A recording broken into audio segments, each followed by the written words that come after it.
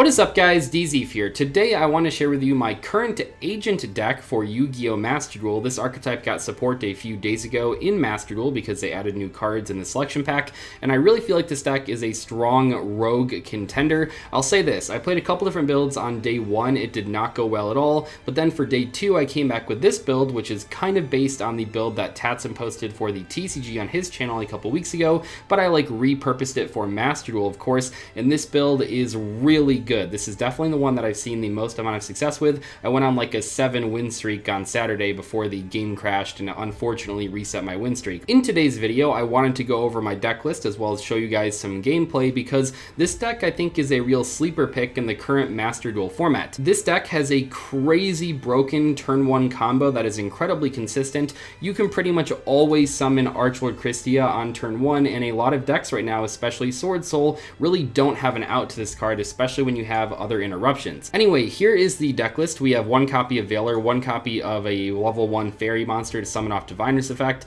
3 copies of the Agent of Life Neptune, 3 copies of Earth, 3 copies of Maxi, 3 copies of Diviner. So this card is used a bit differently in this deck than it is in Drytron, of course. So in this deck, you are using its ability primarily to mill this level 9 fairy to the graveyard, and then you can use this card's effect in the graveyard to special summon it by tributing the Diviner, which then special summons a level 1 fairy tuner from your deck, so you can go into a level 10 synchro monster. We have 3 copies of Ash Blossom and Joy Spring, 3 copies of Trickstar Corebane, this is just a free special summon which is really good, 3 copies of the Protecting Spirit. This card is crazy. I mean, when you go first it's just a regular extender, but when you go second it can help you break boards as well, which is really good. 1 copy of Christia, 1 copy of Hyperion, 2 copies of Majesty Hyperion, the new one, really good card, 1 copy of the kind of brick here, although if you draw it it's not really that bad. We also have 3 copies of the new Agent Rhoda card. This card is crazy. 1 copy of the Sanctuary in Sky, 2 copies of Call by the Grave, 3 copies of Crossout, 2 copies of Impermanence, and 1 copy of Fallen Sanctuary. For the extra deck here, we have 1 copy of Natis, 1 copy of TG Wonder Magician, 1 copy of Pluto, 1 copy of Baron, 1 copy of the Sword Soul Supreme Sovereign because it's just a generic level 10 synchro monster,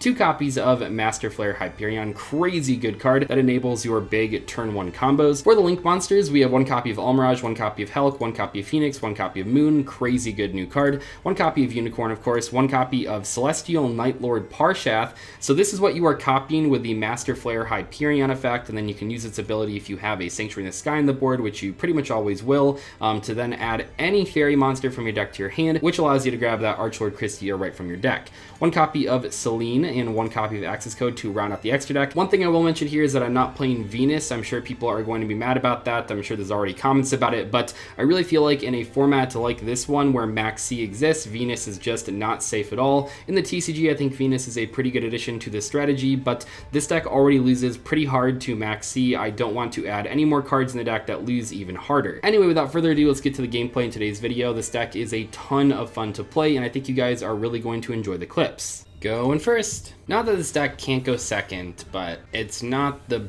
best at it with some of the hands. You can get kind of normal summon clogged. Yep, that's a pretty good hand. Finally drawing the fairy extender monsters, by the way. Seems like it never happens. Ooh, okay. We do have the cross out. Letting that one resolve. So that's the Maxi in hand, I'm assuming, not an Ash. If it's Ash and he ashes this one, that's fine. He can Ash this one all he wants. We already have the Neptune. Come on. It's the Stratos. You know you want to negate it. Ash, Imperm, Valor. Yeah, there you go. Perfect. So he has another response, though, because he had a response to the Sacred Waters, and he would not be able to Imperm. Just saying.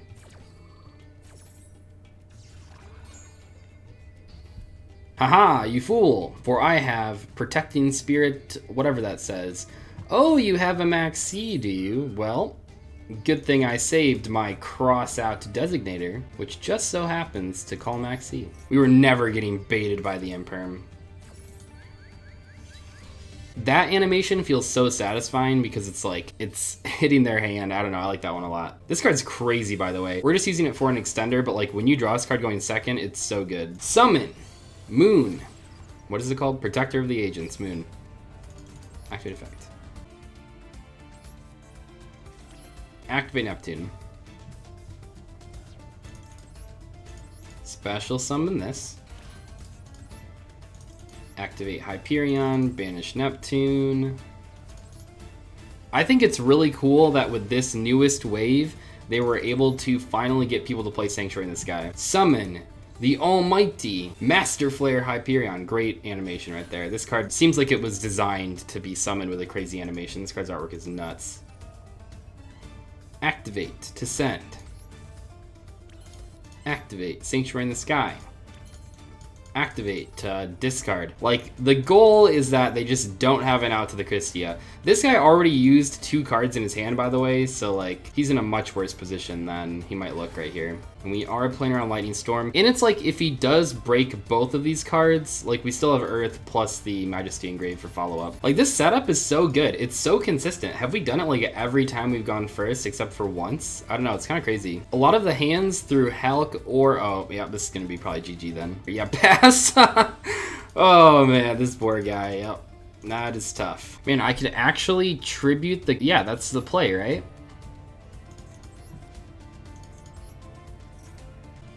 Yeah, he can respond with that. That's fine. Like, we need to special summon to win right here, so I think this is fine. Then we go normal, add Neptune, probably prompting a scoop at some point here. Oh, get a Master Hyperion, that's kind of fun. The OG Master Hyperion, that is. Special from hand, banishing this. Wait, we only have these on the field? Oh, okay, I would have done that a little bit differently. I could have made like a Phoenix before, but we have enough for damage anyway. Attack! Attack! Wait, am I off? No, exact lethal. Okay, thank God.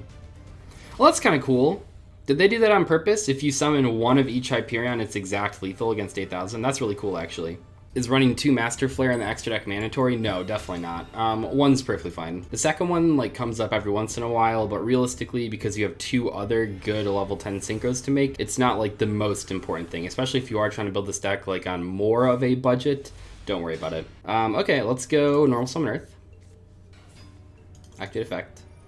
Only had 1 target left. Kind of a weird situation here because we've drawn basically all of the cards we don't want to. The Majesty Hyperion is better to send. Sanctuary, you just want to search. So we'll use the Earth for Almirage. I might be doing this wrong, who knows. Let's activate Neptune. Let's revive the Earth. Let's make Hulk. Like, this hand would have been a lot better, weirdly enough, if our opponent had ways to stop our cards, because then drawing the cards we were going to search would have been a lot more valuable. Okay, so let's go banish this, because it doesn't matter. So we have these 2. Kind of a weird play, but to get to exactly 4, we have to banish our own Neptune to banish our own Almirage. It's fine. It'll be worth it. So now we'll summon, maybe in defense mode, just to kind of play around Lightning Storm a little bit. Activate effect. Sending this. Activate Sanctuary. We should have 4, right? Well, 3, and then we discard 1, yep. Discard Neptune, that puts us to 4 fairies in grave, add Christia, hope our opponent doesn't have a counter. What's really crazy here is that this just gets to add back follow-up. We have no targets for Earth, but it's probably fine to add back. We already have a Neptune, so who really cares about that? And if he outs the Christia, we still have the Hulk to go into Pluto, and we have the Master Flare regardless, just to like take something out. This is only like really bad against back row. That's actually a really good draw for him. If he plays Droplet or Imperm, that could be pretty bad for us. Banish 3? No, it is a back row deck. Fuck. I mean, to be fair, if he doesn't hard open the Eldritch, the Christia is pretty annoying because he can't use any of the traps to special stuff. But yeah, this is probably like the weakest matchup for Christia, for being honest. Draw Diviner. Activate Diviner effect. Flip the Rivalry. I would like to keep fairies on the board, thank you very much. Diviner effect for Natis, probably. What do I care about popping here? I don't really want to pop the Eldritch stuff, so I guess I'm popping the Rivalry, which feels really wrong considering I don't care about that card at all, but... And that'll be a scoop. That's crazy that Christia is so good in a matchup even where it's not usually that good, but yeah, if he doesn't hard draw the Eldritch, there's like no outs to the Christia, basically. Wow, we finally drew Diviner on turn 1, but we drew the Earth, so it's like probably better just to go for Earth. Neptune is more important than the free moon summon, because Neptune grabs the best card in the world. Sanctuary in the Sky. Broken. Yeah, Brave Phantom Knight's pretty good, and I'm sure people will play it in this game, but like they have Rongo, so it doesn't really matter, I guess, you know? Like the Brave stuff is going to see play in this game, it's going to be super popular, it's probably going to be super annoying, but I'm not really sure, because this is like OC format, what decks will be the most popular with it. Activate. Majesty Hyperion.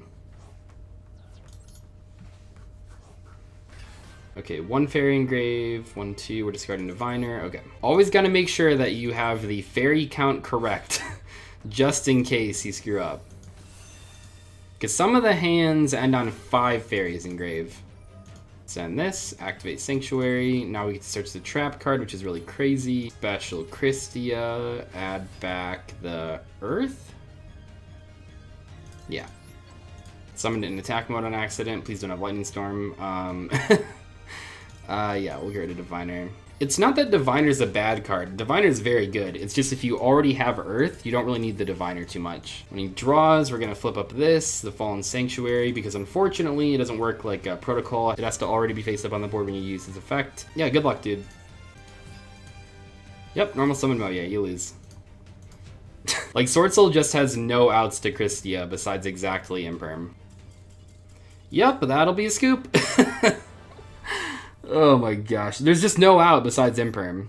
And even then, if you Imperm the Christia, you have to play through all that other shit. We had Ash, the Hyperion, and the Trap card to play through if they had the Imperm for the Christia. This is playable. We are going second, though. And he passed. Okay. Well, that's nice. Okay, well, let's just draw every brick in the deck. Let's go special summon this. They have Max C, but luckily we have Cross Out. That's tough, right? You go first, you brick, but you draw Max C, so they think you have like a chance, and then they have Cross Out, because of course they have Cross Out. Normal summon this adorable creature. Yeah, Dark Venus, though, gives you, like, you can play it as a one-of alongside the other Venus to give you a way to, like, recycle Shine Balls. Oh, you do have Ash. Okay. That's pretty good. So we can special this, and then how many fairies? Oh my gosh. I'm not saying I love this play. No, I do love this play, actually. Fine. Like, it's more damage, too. Who needs Max C when my opponent can't special summon? Oh, this guy gets a summoning animation. Cool. Discard to add. What's funny is that every single add back here is, like, really bad.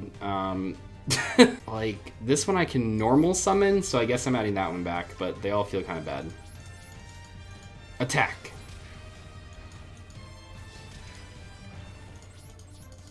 $2,800 life points. You're locked out of special summons. Broken. What's your thoughts on Adventurers coming to Master Duel? I actually hope that they preemptively hit it like they did with the Fusion Destiny, but I don't know how likely that is to happen because they're not already in the game.